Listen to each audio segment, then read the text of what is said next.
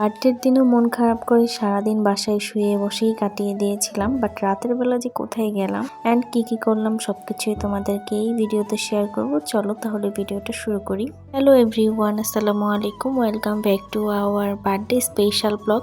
আজকের ব্লগটা একটু লং হয়ে গেছে, আই হোপ তোমরা পুরো ভিডিওটা দেখলে অবশ্যই ভিডিওটা এনজয় করতে পারবা।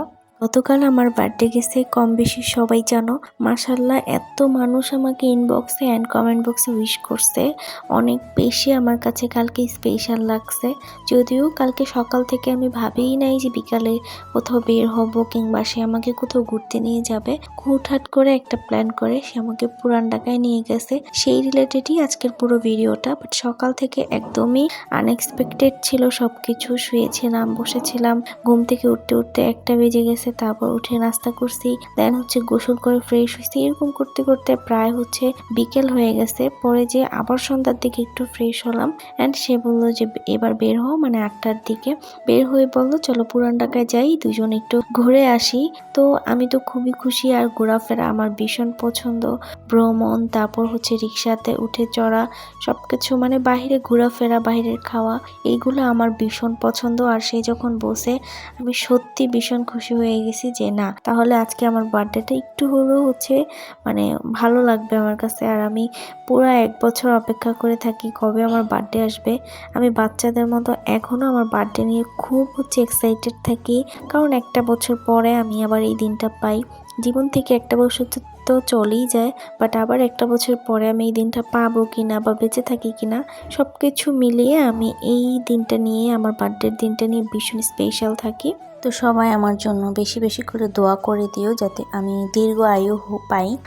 তারপর আমরা পুরান ঢাকায় নাজিরা বাজারে গিয়েছিলাম। নাজিরা বাজার, সেখানে মানে খাবারের সব সাইডেই দেখলাম যে খাবারের একদম দোকানে ভরপুর স্টল, রেস্টুরেন্ট, ক্যাফে, মানে সব ওইখানে জাস্ট খাবারেরই, মানে সিরিয়ালই পাওয়া যায় না। আমরা হানিফের বিরিয়ানি খেতে গিয়েছিলাম, এত পরিমাণে ক্রাউড ছিল, মানুষের ভিতরেই ঢোকা যাচ্ছে না। বাহির থেকে দেখি, আমি আর ভিতরে ঢুকি নাই। তখন বললো চলো সামনে থেকে একটু ঘুরে আসি। তো এখানে এসে আমরা লাচ্ছির দোকানে ঢুকেছি।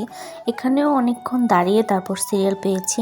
তো এখানে খাওয়ার পর টাকা দিচ্ছিল, মানে প্রত্যেকটা দোকানে এত পরিমাণে ভিড়। আমার মনে হয় নাজিরা বাজারের যতগুলা স্টল, তারপর দোকান আছে, রেস্টুরেন্ট আছে, প্রত্যেকটা রেস্টুরেন্ট, স্টল বা ক্যাফে হাউসের মানুষের প্রত্যেকটা একটা করে বাড়ি আছে আমার মনে হয়, কারণ এত পরিমাণে তাদের সেল। মাশাআল্লাহ ভাই, দাঁড়ানোর কোনো অপশনসই নাই, বসবো তো দূরে থাকুক। এরপর আমরা লাচ্ছি খেয়ে একটু গেলাম। তারপর নিচে যাওয়ার পরে মানে কোনো মতে হানিফের দোকান ঢুকতে পারলাম। তো অনেকেই বললো, এরপর এখানে স্টাফরা বললো আপনারা উপরে চলে যান, সেখানে যেয়ে যদি সিট পান বসে পড়েন। তো আমরা নিচ থেকে উপরে এসেও কোনো মানে জায়গা পাচ্ছিলাম না। অনেকক্ষণ অপেক্ষা করতে করতে করতে করতে এরপর এই যে এখানে 2টা সিট পেয়ে গেছি 2 জনের জন্য। লাকিলি ভাই, একদমই জায়গা পাচ্ছিলাম না, এত মানুষ। আর কি বলবো, যেমন গরম তেমন মানুষ। এরপর একটু লেট হলে খাবার পাওয়া যাচ্ছিল না। সবকিছু মিলিয়ে আমি কালকেই ফার্স্ট গেছি। হোক আর যাই হোক, আমার অনেক বেশি ভালো লাগছে কালকে ঘুরে।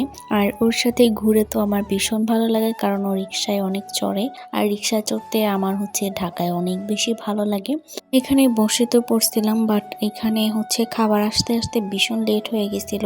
অনেকটা সময় ধরে অপেক্ষা করার পরে খাবার আসছে, আর আমি হাত ধুতে চলে আসছি। আর ও হাতটা ধুয়ে যে খাওয়া দাওয়া করতে বসেও পড়ছে।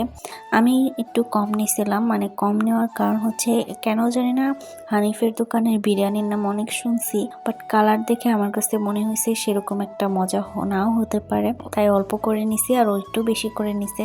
তারপর দুইজনে অনেক জমজমিয়ে খেলাম, অনেক ভালো লাগছে ঘুরে ফিরে।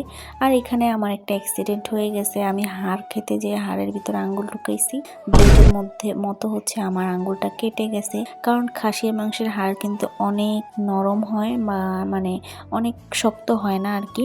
তো আমি এটা একটু মানে একটা নলি পাইছিলাম, সেখানে একটু খেতে যেয়ে আমি এটা ভেঙে আমার হাতের সাইডে অনেকখানি কেটে গেছিল আর কি। তো যাই হোক, সে বলতেছিল যে তোমার বাসায় গেলে আজকে আমার খবর আছে, কারণ তোমার আব্বু আম্মু বলবো যে আমার ভালো মেয়ে নিয়ে আমার মেয়েরে কি করে আনছে। এটা নিয়ে আমরা হাসতেছিলাম। এরপর দুইজনে বাসার দিকে রওনা দিই, কারণ অলমোস্ট তখন 12টা+ বেজে গেছিল। আর যাত্রাবাড়ির এখানে তো ভীষণ জ্যাম লাগে, সব সময়ের মতোই। খুবই বিরক্ত লাগে এই বিষয়টা আমার কাছে। তো যাই হোক, এই ছিল আজকে আমার বার্থডে স্পেশাল ব্লগ। কেমন লাগলো অবশ্যই কমেন্টে জানাবা। টাটা।